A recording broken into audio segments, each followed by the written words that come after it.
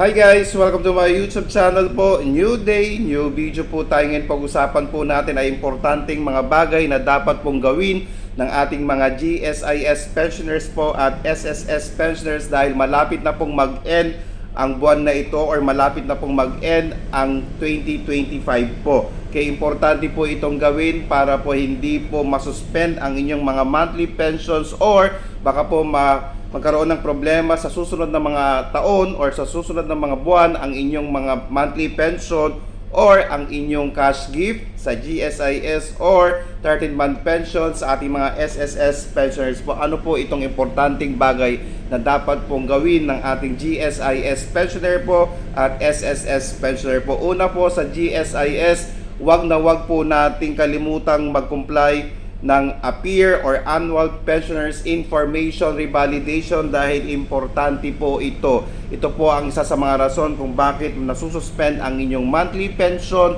at wala po kayong cash gift dahil po sa hindi po pa-comply ng APIR. Pwede po kayong pumunta sa pinakamalapit na GSIS branches or pwede po ninyong i-download ang GSIS app para po makapag-comply nito. Okay, ulitin po natin sa ating mga GSIS pensioner po, kinakailangan nyo pong mag-comply ng APIR dahil yearly po ito para hindi po masuspend ang inyong monthly pension. Katulad din po ng ating mga SSS pensioners po, kinakailangan din po nilang mag-comply ng ACOP or Annual Confirmation of Pensioner po para hindi po masuspend ang inyong monthly pension at syempre po posible din po na makatanggap po kayo ng 13-month pension. Kung hindi po tayo nakapag-comply, again, suspension po ang mangyayari sa ating monthly pension na nare-receive sa SSS.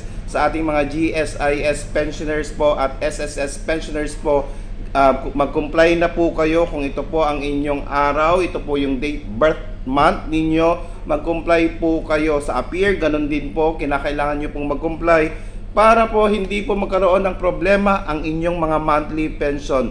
Kasi nga po, may mga iba po tayong mga subscribers, tinatanong po nila bakit hindi pa po nila na-receive ang kanilang mga monthly pension, cash gift, or ang 13-month pension because of this. Okay? So kinakailangan po nating sundin kung ano man po yung mga patakaran, mga polisiya, mga bagay po na sinasabi po ni SSS at sinasabi rin po ng GSIS.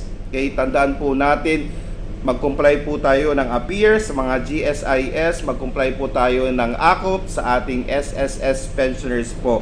Huwag po nating kalimutan ito. Sa SSS naman po, pumunta po sa pinakamalapit na SSS branch. Madali lang pong mag-comply, wala pong ilang oras. Matatapos na po kayo sa inyong pag-comply ng inyong ACOP. Okay, lalo na po sa GSIS, meron na po silang app. Madali na po kayong mag-comply ng APIR. Okay, sa ating mga subscribers, sa ating mga followers po, maraming salamat po sa pag-subscribe sa aking YouTube channel po.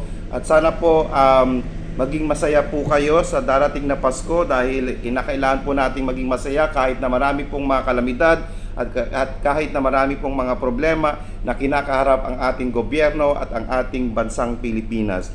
Maraming salamat po and stay safe. Bye-bye!